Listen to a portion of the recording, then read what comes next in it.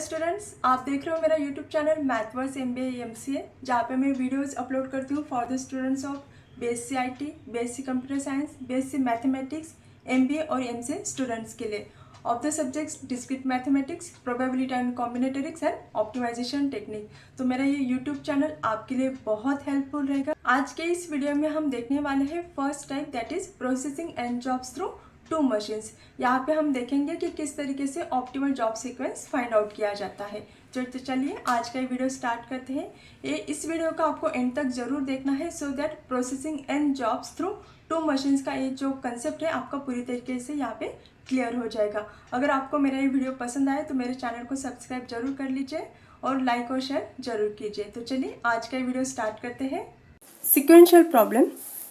What is the meaning of sequential problem? The sequencing problem involves the determination of an optimal order or sequence of performing a series of jobs by a number of facilities. Number of facilities means number of machines. So, as to optimize the total time or cost. See, there are different types of job sequencing problem. First is processing n jobs through 2 machines. Processing n jobs through 3 machines. Next type is processing 2 jobs through m machines.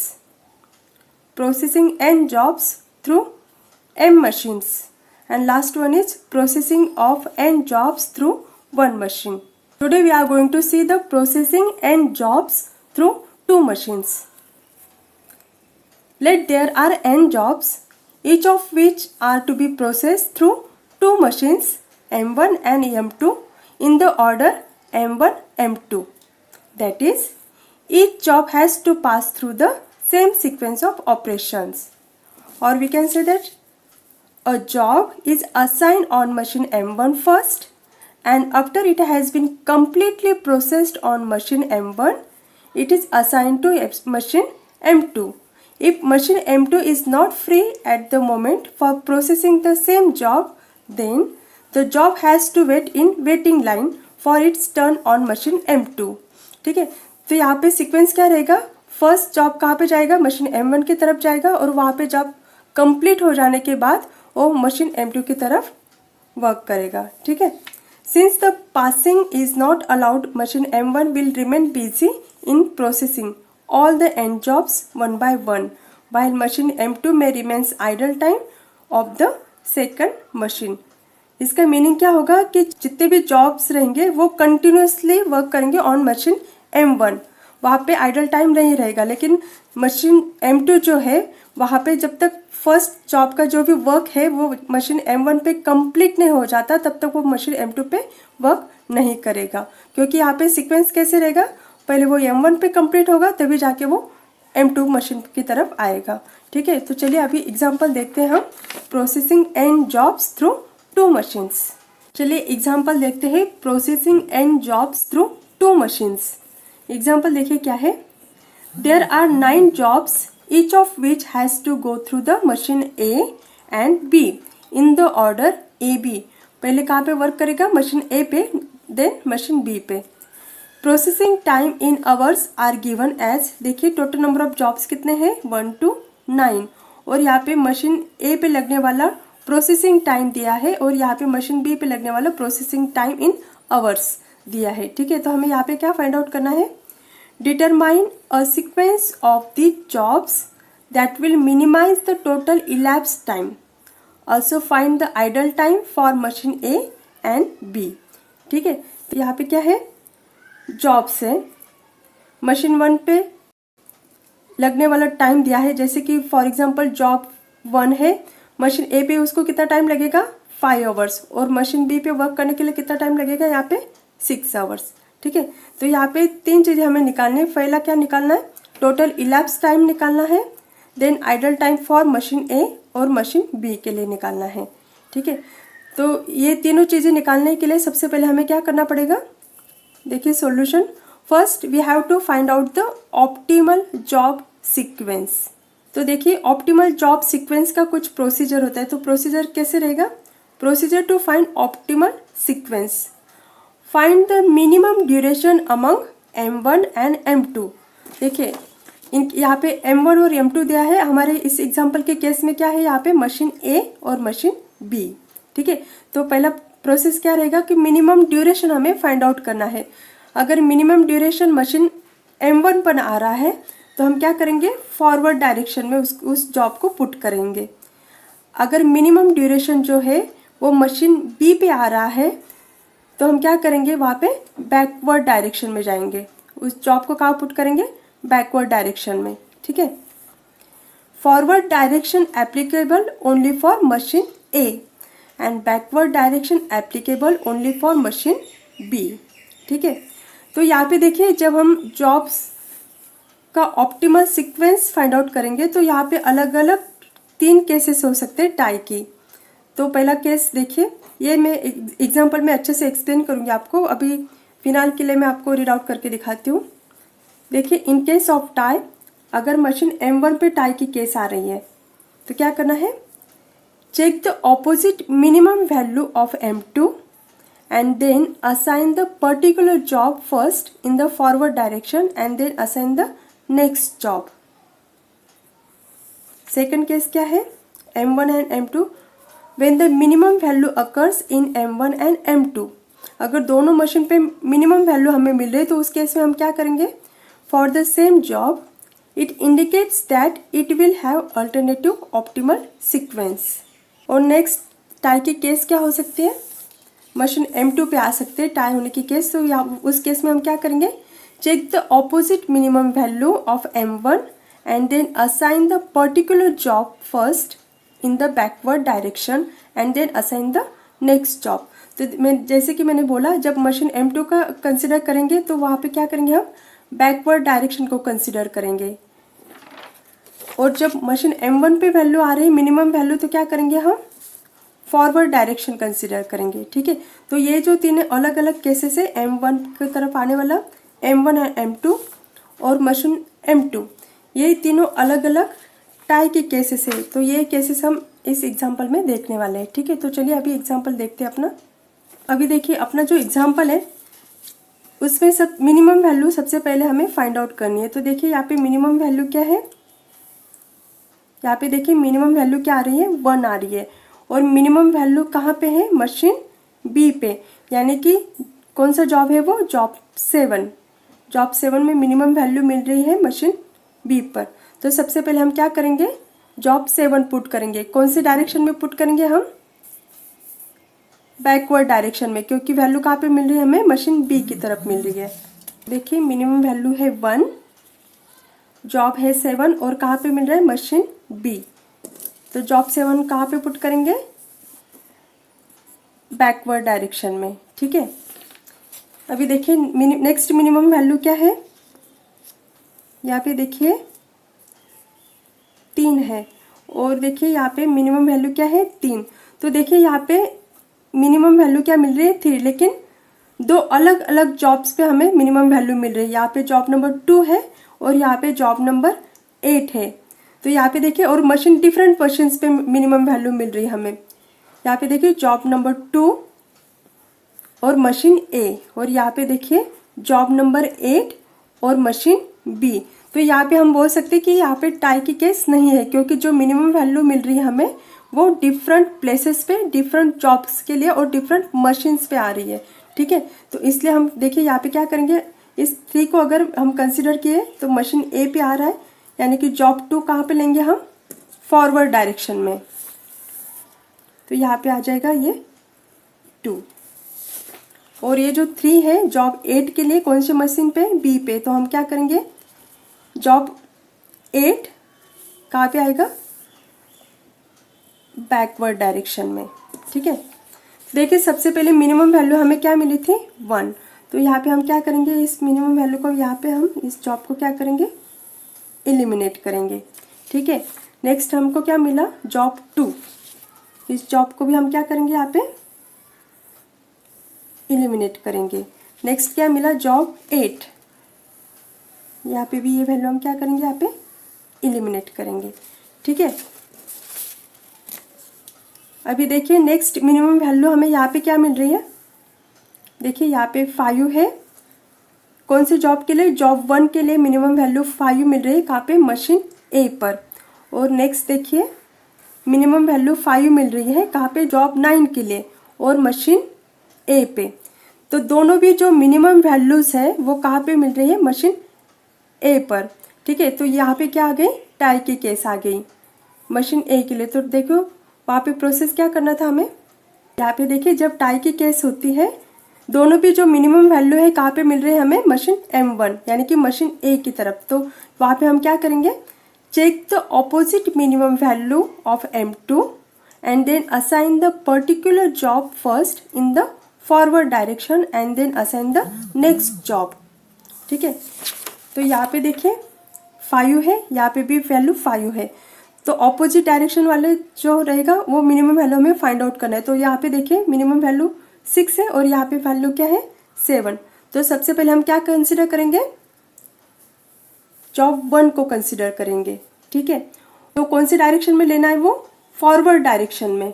ठीक है, तो ये आ गया अपना job 1 first, उसके बाद में क्या आएगा, जॉब 9 भी कहाँ पे, ये मिनिमम वैल्यू कहाँ पे आ रही है अपने, मशीन ए। तो यहाँ पे भी क्या आ जाएगा, ये जॉब 9 फॉरवर्ड डायरेक्शन में आएगा। ठीक है, अभी यहाँ पे भी हम क्या करेंगे, जॉब 1 को हम कर देंगे एलिमिनेट करेंगे और जॉब 9 को भी हम यहाँ पे एलिमिनेट करेंगे। ठीक है, अभी देखिए कितने जॉब्स बचे, 4 जॉब, जॉब नंबर 3, 4, 5, 6। अभी यहाँ पे देखिए मिनिमम वैल्यू कौन सी मिल रही है हमें, 6 मिल रही है। ठीक है, कौन सी जॉब के लिए, जॉब 5 के लिए मिनिमम वैल्यू मिल रही है 6, लेकिन जो 6 मिनिमम वैल्यू है वो दोनों भी मशीन पे मिल रही है। यानी कि यहाँ पे क्या हो रहा है, टाई की केस हो रही है, क्योंकि मशीन ए पे भी मिनिमम वैल्यू 6 है और मशीन बी पे भी मिनिमम वैल्यू क्या है, 6। और कौन सी जॉब के लिए, जॉब 5 के लिए। तो ये यहाँ पे क्या हो रहा है, टाई हो रहा है। तो उस केस में क्या करना था, देखिए M1 and M2, when the minimum value occurs in M1 and M2 for the same job। यहाँ पे कौन सी जॉब के लिए मिल रहा है हमें, job 5। For the same job, it indicates that it will have alternative optimal sequence। ठीक है, तो देखिए हम जॉब 5 जो है वो फॉरवर्ड डायरेक्शन में भी ले सकते हैं और बैकवर्ड डायरेक्शन में भी ले सकते हैं। तो ये अभी तक हमें यहाँ पे ऑप्टिमल जॉब सीक्वेंस कैसे मिला था, पहले जॉब 2, 1, 9 और बैकवर्ड डायरेक्शन में हमें पहले जॉब 7 मिला था, उसके बाद में जॉब 8। लेकिन अभी इस केस में क्या हो रहा है, यहाँ पे टाई होने की वजह से हमें यहाँ पे 2 अल्टरनेटिव सॉल्यूशंस मिल रहे हैं। तो यहाँ पे हम ये जॉब 5 जो है वो हम बैकवर्ड डायरेक्शन में भी ले सकते हैं और फॉरवर्ड डायरेक्शन में भी ले सकते हैं। तो यहाँ पे देखिए हमें 2 अलग अलग सीक्वेंस मिलेंगे। देखिए अगर हम फॉरवर्ड डायरेक्शन में देखते हैं, फॉरवर्ड डायरेक्शन में लेते हैं तो जॉब नंबर 5 कहाँ पे आएगा, यहाँ पे आएगा। और बैकवर्ड डायरेक्शन में भी, क्योंकि बैकवर्ड डायरेक्शन में भी क्यों ले सकते हैं, क्योंकि जो मिनिमम वैल्यू है वो मशीन बी पे भी मिल रहा है हमें, तो हम जॉब 5 को हम बैकवर्ड डायरेक्शन में भी ले सकते हैं। ठीक है, तो देखिए ये अलग अलग 2 अल्टरनेटिव जॉब सीक्वेंस हमें यहाँ पे मिले हैं, क्योंकि यहाँ पे टाई की केस मिली है। अभी जॉब 5 को हम क्या करेंगे, यहाँ पे एलिमिनेट करेंगे। अभी नेक्स्ट देखिए मिनिमम वैल्यू हमें क्या मिल रही है, 10 मिल रही है, लेकिन 10 वैल्यू जो है वो 3 अलग अलग प्लेसेस पे मिल रही है। देखिए यहाँ पे जॉब 3 के लिए भी 10 मिनिमम वैल्यू है, जॉब 4 के लिए भी 10 है और जॉब 6 के लिए भी 10 वैल्यू मिल रही है। ठीक है, और जॉब 6 के लिए अगर आप देखते हो यहाँ पे, तो यहाँ पे टाई की केस नहीं होगी, क्योंकि वहाँ पे जो मिनिमम वैल्यू मिल रही है वो जॉब ए के लिए मिल रही है। तो हम यहाँ पे जॉब 6 को हम लेंगे और जॉब 6 मशीन ए पे मिल रही है, राइट। मिनिमम वैल्यू क्या है, 10 for job 6 on machine A. तो जॉब 6 कौन से डायरेक्शन में आएगा, फॉरवर्ड डायरेक्शन में आएगा, क्योंकि मिनिमम वैल्यू कहाँ पे मिल रही है हमें, मशीन ए पर मिल रही है। ठीक है, तो देखिए फॉरवर्ड डायरेक्शन में यहाँ पे हम जॉब 6 लेंगे और यहाँ पे भी जॉब 6 लेंगे। ये दोनों अल्टरनेटिव सॉल्यूशन मिले हमें, तो यहाँ पे भी हम ले सकते हैं और यहाँ पे भी हम ले सकते हैं। ठीक है, अभी जॉब 6 को हम क्या करेंगे, यहाँ पे एलिमिनेट करेंगे। अभी देखिए नेक्स्ट मिनिमम वैल्यू हमें क्या मिल रही है, 10 मिल रही है, और दोनों भी जो मिनिमम वैल्यूज़ हैं वो कौन से मशीन पे आ रही है, मशीन बी पे आ रही है और डिफरेंट जॉब्स के लिए आ रही है, ठीक है। तो यहाँ पे क्या है, जो मिनिमम वैल्यू है, दोनों भी मिनिमम वैल्यू मशीन बी पे आ रही है, तो यहाँ पे क्या हो रहा है, टाई हो रहा है। तो वहाँ पे उस केस में हम क्या करेंगे, देखिए मशीन 2 पे टाई हो रहा है ना, तो उस केस में क्या करेंगे, check the opposite minimum value of M1 and then assign the particular job first in the backward direction and then assign the next job. अभी देखिए यहाँ पे मिनिमम वैल्यू कौन सी जॉब के लिए है, जॉब 3 के लिए है, बराबर। तो हम पहले सबसे पहले क्या लेंगे, जॉब 3 को लेंगे, कौन से डायरेक्शन में लेंगे, बैकवर्ड डायरेक्शन में लेंगे। तो ये देखिए यहाँ पे आ गया जॉब 3 और यहाँ पे भी आ गया जॉब 3। तो हम जॉब 3 को यहाँ पे क्या करेंगे, अभी इलिमिनेट करेंगे और लास्ट में सिर्फ क्या बचा, जॉब 4। जॉब 4 कौन से डायरेक्शन में आएगा, बैकवर्ड डायरेक्शन में आएगा, क्योंकि जो मिनिमम वैल्यू है कहाँ पे, मशीन बी पे। तो ये आ गया जॉब 4, ये भी आ गया जॉब 4। तो देखिए यहाँ पे जो दो अल्टरनेटिव सॉल्यूशन मिले हैं, आइदर हम ये जॉब सीक्वेंस ले सकते हैं या फिर ये, दोनों में से कौन सा भी अगर हम लेते हैं तो भी हमें सेम सॉल्यूशन इसका मिलेगा। तो हम दोनों में से एक ही कंसिडर करेंगे यहाँ पे, ठीक है। तो देखिए यहाँ पे हमें दो अल्टरनेटिव जॉब सीक्वेंस मिल रहे हैं, तो दोनों में से कौन सा भी हम एक कंसिडर करेंगे, ठीक है। तो चलिए हम पहला वाला कंसिडर कर लेते हैं। तो जॉब सीक्वेंस हमें कैसे मिला है, 2 1 9 5 6 4 3 8 6। नेक्स्ट स्टेप क्या रहेगा अपना, computation of total elapse time and idle time for machine A and machine B. अभी हमें क्या निकालना है, टोटल इलैप्स टाइम निकालना है और आइडल टाइम निकालना है मशीन ए और मशीन बी के लिए, ठीक है। तो देखिए यहाँ पे मैंने टेबल निकाला है, यहाँ पे जो अपना ऑप्टिमल जॉब सीक्वेंस है, जो सीक्वेंस है जॉब्स का, वो यहाँ पे लिख के लिया है। देखिए पहले जॉब क्या है, 2 1 9 5 2 1 9 5 6 4 3 8 7 6 4 3 8 7, ठीक है। तो देखिए यहाँ पे हमें मशीन ए के लिए टाइम इन, उसका प्रोसेसिंग टाइम, डी क्या दिखा रहा है, प्रोसेसिंग टाइम, और टाइम आउट। और सेम तरीके से हमें निकालना है मशीन बी के लिए, टाइम इन निकालना है और टाइम आउट निकालना है। वहाँ पे भी डी क्या रिप्रेजेंट करता है, processing time on machine B. और यहाँ पे हम क्या निकालेंगे, idle time for machine B. तो देखिए सबसे पहले हमने क्या किया, यहाँ पे जॉब, जो ऑप्टिमल जॉब सीक्वेंस था उसके अकॉर्डिंग पूरे 9 जॉब्स हमने यहाँ पे लिख के लिए हैं, ठीक है। अभी ड्यूरेशन हमें देखना है यहाँ पे।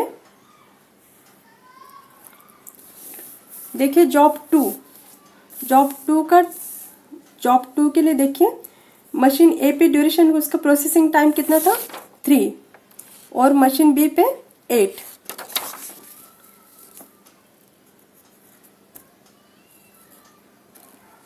नेक्स्ट जॉब क्या है अपना, 1। जॉब 1 के लिए क्या है, मशीन ए पे 5, मशीन बी पे उसका प्रोसेसिंग टाइम कितना है, 6, 5 6, यहाँ पे आ जाएगा 5, यहाँ पे आ जाएगा 6। नेक्स्ट जॉब क्या है, 9। Processing time on machine A कितना है, 5, और processing time on machine B कितना है, 7, 5 7,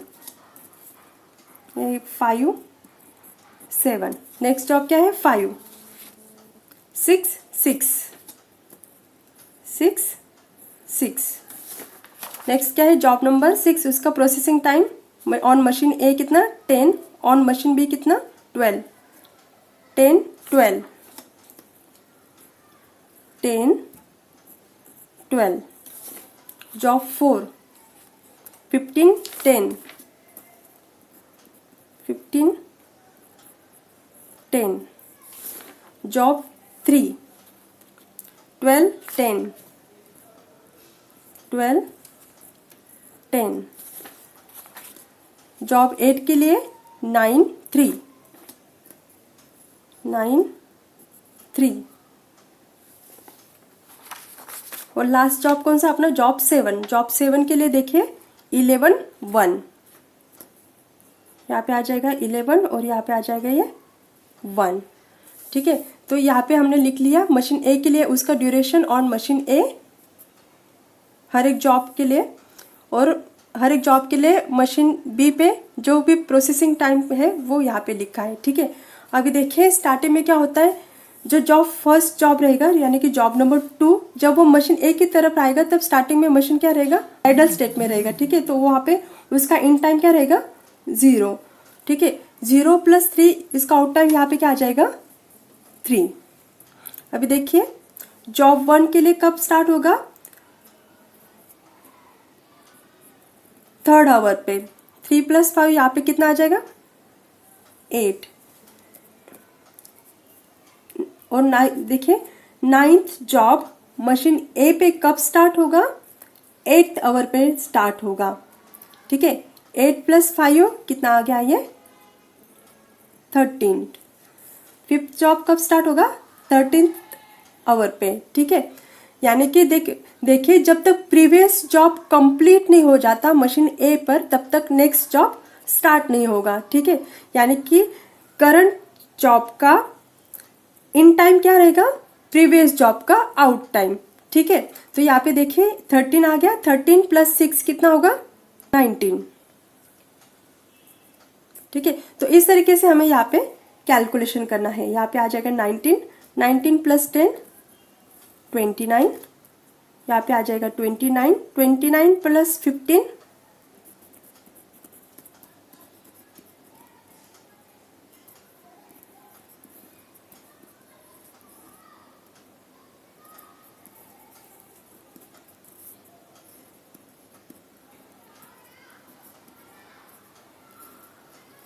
ठीक है। तो देखिए यहाँ पे जो मशीन ए है, मशीन ए पे कितने जॉब प्रोसेस करेंगे, टोटल 9 जॉब्स प्रोसेस करेंगे और वो कंटिन्यूसली बेसिस पे वो वर्कआउट करेंगे, ठीक है। यहाँ पे आइडल टाइम नहीं रहेगा, स्टार्टिंग में सिर्फ मशीन आइडल स्टेट में रहेगा, ठीक है।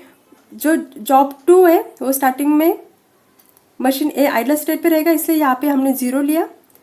फिर ड्यूरेशन उसका प्रोसेसिंग टाइम क्या है, 3, और उसका जॉब 2 का आउट टाइम यहाँ पे मशीन ए पे आउट टाइम क्या रहेगा, 3rd आवर, ठीक है।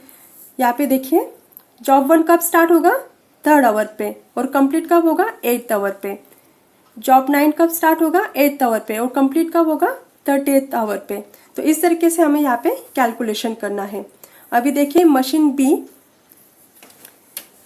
जॉब 2 कंप्लीट कब हो रहा है मशीन ए पे, 3rd आवर पे, तो यहाँ पे इसका इन टाइम क्या आ जाएगा, 3। अभी देखिए 3 + 8 यहाँ पे आ जाएगा कितना, 11। यहाँ पे क्या आ जाएगा, 11, 11 + 6 कितना, 17। यहाँ पे आ जाएगा 17, 17 + 7 यहाँ पे कितना आएगा, 24, 24 + 6 कितना, 30, 30 + 12 42। अभी आप यहाँ पे देख सकते हैं, देखिए जो जॉब 6 है वो मशीन 1 पर कब कंप्लीट हो रहा है, 29th आवर पे, ठीक है। जॉब 6 है वो मशीन बी पे कब कंप्लीट हो रहा है, 42 आवर पे। और यहाँ पे देखिए नेक्स्ट जो जॉब है वो कब फिनिश हो रहा है, वहाँ पे वर्क 44 आवर पे, लेकिन यहाँ पे जो प्रीवियस जॉब है वो कब कब कंप्लीट हो रहा है, 42 आवर पे। यानी कि यहाँ पे जो मशीन बी है अगर उसको नेक्स्ट जॉब वर्कआउट करना है तो वहाँ पे उसको 2 घंटा वेट करना पड़ेगा, ठीक है। तो यहाँ पे जो मैक्सिमम वैल्यू जो रहती है दोनों में से, तो मैक्सिमम वैल्यू यहाँ पे एज अ इन टाइम हमें लेना पड़ता है। तो यहाँ पे देखिए 42 है, यहाँ पे क्या है 44, तो हम क्या कंसिडर करेंगे यहाँ पे 44, 44 + 10 यहाँ पे कितना आ गया, 54। फिर से देखिए यहाँ पे आउट टाइम जॉब ए पर कितना आ रहा है, 56, और यहाँ पे कितना आ रहा है, 54। यानी कि यहाँ पे 2 घंटा फिर से मशीन बी पे वेट करना पड़ेगा, ठीक है। तो यहाँ पे दोनों में मैक्सिमम वैल्यू कौन सा है, 56, तो हम कौन सा कंसिडर करेंगे, 56। तो ये कितना आ गया, 66। तो ये यहाँ पे आ गया 66 + 3। यहाँ पे फिर से देखिए यहाँ पे क्या है 69 और यहाँ पे क्या है 76, तो दोनों में मैक्सिमम वैल्यू कौन सा है, 76, तो हम कौन सा लेंगे यहाँ पे 76। ये कितना आ गया 77। तो देखिए यहाँ पे जॉब मशीन बी की तरफ जो भी वेटिंग टाइम था कहाँ पे आ रहा था, यहाँ पे देखिए 42 है, यहाँ पे 44 है, तो यहाँ पे मतलब कितना घंटा वेट करना पड़ेगा, 2 घंटा वेट करना पड़ेगा, बराबर। यहाँ पे भी देखिए, यहाँ पे 54 है, यहाँ पे 56 है, तो यहाँ पे भी कितना आ जाएगा 2। यहाँ पे देखिए 66 यहाँ पे 69 है, यहाँ पे 76 है, 76 माइनस 69 कितना आ गया, 7 आ गया, ठीक है। और स्टार्टिंग में भी यहाँ पे देखिए, जब तक जॉब 2 मशीन ए पे कंप्लीट नहीं हो रहा था तब तक मशीन बी क्या था, आइडल स्टेट पे था। तो उसको मतलब यहाँ पे देखिए उसका इन टाइम, यहाँ पे देखिए जॉब 2 का आउट टाइम कितना था 2। जब तक 3 आवर्स कंप्लीट नहीं हो जाते मशीन ए पे तब तक मशीन बी क्या था, वेट कर रहा था, कितना घंटा, 3 घंटा। तो आइडल टाइम उसका क्या रहेगा, मशीन बी का कितना रहेगा, 3 आवर्स का। तो देखिए यहाँ पे टोटल हमें कैलकुलेट करना है 7, 8, 9, 11, 12, 13, 14, ये कितना हो गया 14 आवर्स। अभी देखिए इस एग्जाम्पल में हमें क्या फाइंड आउट करना है, determine a sequence of the jobs that will minimize the total elapse time, also find idle time for machine A and machine B. तो देखिए अभी हमें क्या फाइंड आउट करना है, इलैप्स टाइम। तो वो कैसे फाइंड आउट करेंगे, the total time taken to complete all the jobs through machine A and machine B including idle time, that is all the process will come to an end at 77th hour. This is the minimum total elapsed time. तो देखिए यहाँ पे हमने total time count किया है, ये क्या है, ये मशीन ए के लिए निकाला है और ये मशीन बी के लिए। तो टोटल वर्क कब कंप्लीट हो रहा है, 77th आवर पे। तो ये क्या हो गया अपना टोटल इलैप्स टाइम, ठीक है। टोटल इलैप्स टाइम कितना, 77 आवर्स। नेक्स्ट हमें क्या फाइंड आउट करना है, idle time for machine A. तो देखिए वो कैसे फाइंड आउट करेंगे, compare the last job out time on machine A and on machine B, the difference is called the idle time for machine A. तो यहाँ पे देखिए आउट टाइम क्या है, मशीन ए पर आउट टाइम क्या हो रहा है 76 और मशीन बी पे आउट टाइम क्या है 77। तो ये दोनों का जो डिफरेंस रहेगा वो क्या हो जाएगा, idle time for machine A. तो ये क्या 77 माइनस 76 इज इक्वल टू 1। तो 1 क्या हो गया, आइडल टाइम फॉर मशीन ए।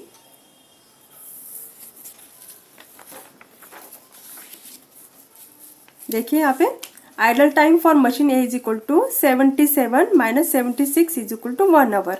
अभी क्या निकालना है नेक्स्ट हमें, idle time for machine B. तो उसका प्रोसेस क्या रहेगा, machine B start process at 3rd hour till such time machine B is in idle state. देखिए यहाँ पे देखिए जॉब 2 जो था मशीन 1 पे कब कंप्लीट हो रहा है जॉब, देखिए जॉब 2 मशीन ए पे कब कंप्लीट हो रहा है 3rd आवर पे।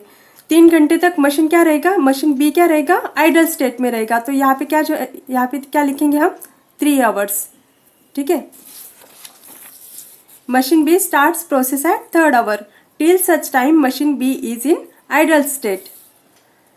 For next idle time, we need to compare in time of current job and out time of previous job on machine B. If there is any difference, that is the idle time. अभी देखिए यहाँ पे क्या करना है हमें, in time of current job और out time of previous job. अगर वहाँ पे कुछ डिफरेंस रहा तो वो क्या हो जाएगा, idle time for machine B. तो यहाँ पे देखिए क्या है, करंट जॉब क्या है, करंट जॉब का इन टाइम 11, यहाँ पे क्या है 11, देयर इज नो डिफरेंस। यहाँ पे देखिए 17 नो डिफरेंस, 24 है 24 है नो डिफरेंस, 30 नो डिफरेंस। यहाँ पे आप देख सकते हो यहाँ पे क्या है, करंट जॉब का इन टाइम क्या है 44 और प्रीवियस जॉब का आउट टाइम क्या है 42। 44 माइनस 42 कितना हो गया 2। यहाँ पे देखिए करंट जॉब का इन टाइम क्या है 56 और प्रीवियस जॉब का आउट टाइम क्या है 54। तो दोनों का डिफरेंस क्या हो जाएगा 2, यहाँ पे लिखा 2। और यहाँ पे भी देखिए करंट जॉब का इन टाइम क्या है 76 और प्रीवियस जॉब का आउट टाइम क्या है 69। तो 76 माइनस 69 कितना हो गया 7। तो देखिए ये जो टोटल टाइम जो है उसका अगर एडिशन करते हो तो वो क्या हो जाएगा, idle time for machine B. तो यहाँ पे देखिए 3 + 2 + 2 + 7 कितना हो गया 14। तो 14 क्या हो गया idle time for machine B. तो देखिए इस तरीके से यहाँ पे हमने निकाला idle time for machine B कितना आ गया 14 आवर।